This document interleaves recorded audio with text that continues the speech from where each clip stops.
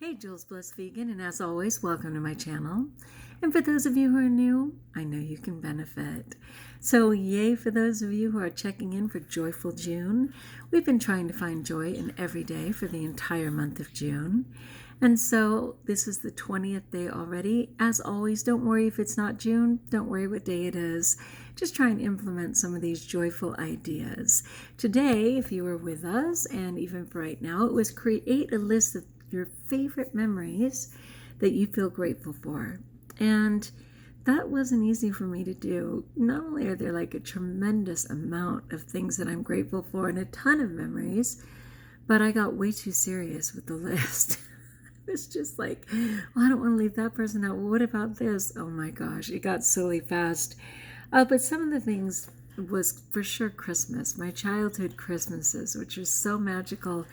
And then the miracle of being married to Santa Claus as an adult, which I never planned for. And then also some trips that I took in my early 20s where, well, like 18, I went to Italy. And then, like 22, I went to Taipei. And then 24, I went to New Zealand. And I went to various places in between, but there was a lot of excitement and freedom and just life lessons gained at that time. And also I was thinking of just local things, like certainly Disneyland. My first time going there, I was 5 years old. And I remember, just the thrill of that. And then just becoming an annual pass holder because it was in my heart forever. And Catalina, which is this darling little island off the coast here, that again was just a really big part of my childhood. And as a married person, I've had the grace to go several times with my husband. So for some reason, travel came to mind, probably because of the quarantine and all the things I haven't been able to do. But I definitely thought of many of those things. So I had many things to be grateful for. And then for tomorrow, it is make time to do something playful just for the fun of it. And I know these become a little bit repetitious. I'm impressed by how many they've had and how they're not ones I used before when I was doing random acts of kindness, because this is definitely a list that's completely free and it's being kind to yourself, which is lovely. So I think we can differentiate this one a little bit. The other one was specific to something fun you did in your childhood, which is why I was on the swings and playing in the little playground. But this one is just to do something playful. I'm not sure what that's going to be, but I'm open. I'm completely open to doing something playful tomorrow, just for the fun of it. All right, for those of you who are sticking around, I wanted to talk about a really fantastic story. It was related to alcohol, and people who know me know that I'm a recovered, I even say recovering, a recovered alcoholic. One moment, I'm trying to pull it up. I pray. Yeah, my situation was that I started drinking at 10 years old, cold duck. A friend and I consumed an entire bottle, 10 years old. Certainly by 12 and 13, I was drinking disgusting beer with all the other kids for any way that we could get it. And finally by certainly 14, 15, 16, 17, 18, 19, 20, for all of those years, I was drinking the hardest liquor I could find. I didn't favor beer, so I was drinking the hardest liquor I could find, always on the weekends, getting completely plastered, and then being highly functional during the week. And then finally, just doing fun, sugar-filled hard liquor drinks, at 21, 22, 23. At 23, I finally kind of maxed out in the sense that I had to be hospitalized for alcohol poisoning for 4 days because my back was injured. I was on really heavy medication, and I still chose to drink what essentially was a half gallon of Bacardi, not with Coke. I've never been a Coca-Cola person, just the Bacardi, please, hold the Coke. So that kind of got me to say, you might have a problem.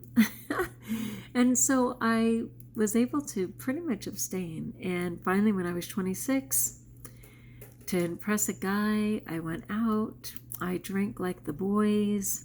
I did shots. I did wine. I did the whole thing. And I ended up getting raped from a different person on my way home in my apartment. And that was not lovely. I was when I was 26 years old, March of my 26th year, and realized that I just couldn't do alcohol. I turned to all of the sugar and food because alcohol essentially is liquid sugar in the body.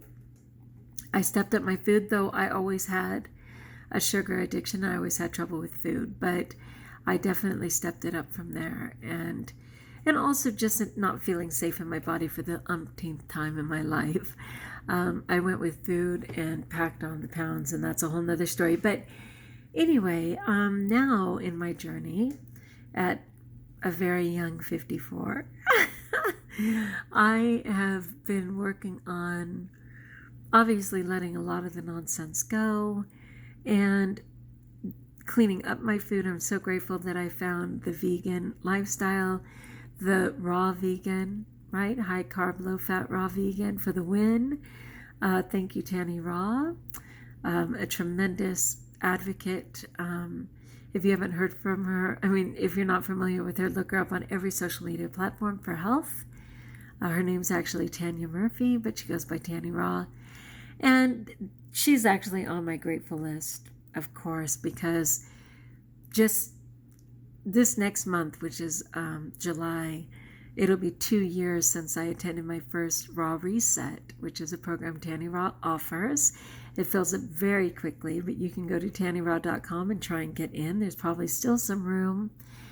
And, it's the best $300 you'll ever spend. That's $10 a day to get tools for life in every area, from physical, mental, spiritual, emotional, let alone help with food and a better way to live, But anyway, what I know to be true, and it's been true for years, it was certainly true with alcohol, and it's absolutely true with food, is that when I indulge in my dis-ease of food and obsession with food, I get ugly fast, and I tend to do a multiple of sins in a row, from lying about what I consume, to hiding the food in shame, to abusing my body in a gluttonous way, like all those things. And it always starts with, at one time, would have been the first compulsive sip, certainly for alcohol, but what is always that first compulsive bite.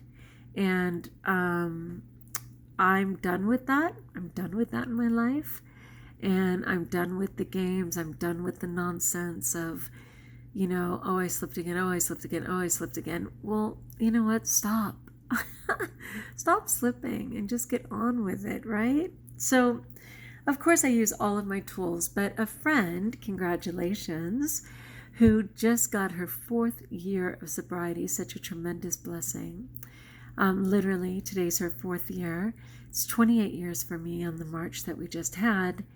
I know the thrill of that. And in her testimonial, if you will, she shared this amazing story where you're going to see one bad sip of alcohol led to a multiple of sins for this monk. And I call myself a God person, right? And I certainly would have been a nun had my life not gone in a different direction. And my husband still thinks I act like a nun, if you know what I mean. But anyway, let's go ahead and read this because it's so fabulous, and I will include it in the description of the video.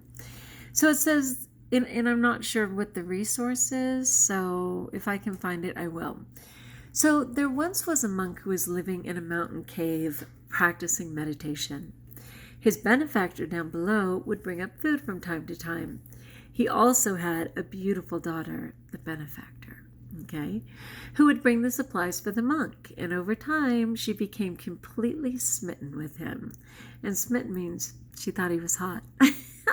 Amazing, right? Okay, eventually she suggested to the monk that she would like to marry him. And the monk replied, I couldn't possibly do that. I'm a celibate monk. And celibate means to abstain from sex. I'm sorry. She was greatly disappointed, and she returned down the mountain. The next time she went up the mountain, she brought a goat to offer to the monk. She then suggested that they could both slaughter the goat and have a feast together. Oh no, I can't do that. I'm a Buddhist monk. I cannot kill a living being. So back down the mountain she went. The next time she returned with a big jug of Tibetan beer, which is known as Chang. She said, "Okay, you cannot marry me and you cannot kill, but surely you can drink." The monk pondered. The 5th precept is the least important. So there's 5 major precepts, right? Or rules to live by, right? And this is the 5th. And he's like, well, it's the 5th one down. It's the least important.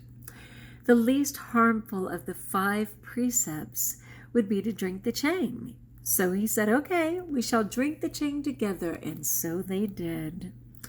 Of course, the monk could not control himself and got completely drunk. In the process, he first broke his 3rd precept of celibacy for monks. Then, feeling hungry, he saw a chicken and decided to have it for food, thus breaking the 2nd precept of stealing, and then the 1st precept of killing. The next morning, when the neighbor asked if he had seen his missing chicken, the monk replied in the negative, thus breaking his 4th precept. So he lied, right? Thus, the monk ended up breaking all 5 precepts because he thought the 5th precept on abstaining from alcoholic drinks was the least important for his practice. There's a Tibetan saying, first man takes a bottle, then the bottle takes the bottle, and finally the bottle takes the man. I so get that. I so get that, people. Like, honestly, that's my story. Like, all bets off if I get into the food. All of a sudden, whatever responsibilities I have don't matter. All of a sudden, I'm lying to people about why I don't have time for them when I'm really, sick to my stomach or totally engaged in the food. I'm lying about money and how I didn't misspend it on the food, so many lies. I'm just trying to think because obviously it seems very extreme to have killed, but I think, biblically, you don't have to literally kill someone. I mean, yeah, sure, thou shalt not murder. It does actually say that, but under the premise of thou shalt not kill, I have certainly disappointed, destroyed, wasted, hidden, physically hurt myself, stolen, absolutely stolen, food that didn't belong to me, money that didn't belong to me. And I don't mind saying that to you guys because I've been to confession and I'm a better person today. And I've tried to make amends in my life by better practices, like being a very generous person, giving whatever I have to whomever I have. I mean, there's so many things like that. So I'm not concerned about that. I know God's on board with me, but as I just suggested, less than a week ago or something, I said that I'd taken food out of the trash, that I was lying to my husband initially about it. Like, food, there's this prayer, and it's from, don't tell me, Fatima, which was one of the visions of the Virgin Mary. And Fatima is a very famous apparition. And did you see how I just bit my mouth? I will tell you, some weird phenomenon happens. Side story. When I have, which I love and I'm not going to give it up, but when I have apple cider vinegar, something happens with my mouth. I don't feel like it's an allergy, but if anybody understands this, please let me know. But all of a sudden, and every time, I start tripping on my mouth. I end up biting my cheek. I don't know. It doesn't seem like there's a numbness, but something's off. Because every time I do my video directly following my dinner with ACV, apple cider vinegar, suddenly I don't have a sense in my mouth. No, I'm not giving it up yet, unless you have an amazing insight for me, for which I will most certainly consider. All right, anyway, though, this amazing apparition in Fatima, and part of the prayer from the children was, "Thou shalt avoid all near occasions of sin." Thou shalt avoid all near occasions of sin. And sugar and candy and toys like that are all near occasions of sin for me, because they multiply exponentially my desire to not be accountable and to sin. And that's what happened to this beautiful monk. And like Catholicism, I hope he went to whatever confession is for him and was able to forgive himself and move on. And might I add that that girl was up to no good, which is so many stories in the Bible for sure, where it's the woman who brings him down. Jezebel, Eve, yeah, she was up to no good. But anyway, peace be with the monk. It's true story or not. And that's what I wanted to share. And really to affirm to myself for the 100th time why it is I cannot engage in food, because it'll never serve me on so many levels. And it leads me to sin. And thou shalt avoid all near occasions. That's my nearest occasion of sin. All right, my friends, like if you like, join us if you haven't. Subscribe. Let me know in the comments below how I may support you. And if you have any thoughts about that, it's an amazing story. Again, I will include in the description of the video. And until we talk again, know that I pray for you. And best of all, know that you are blessed.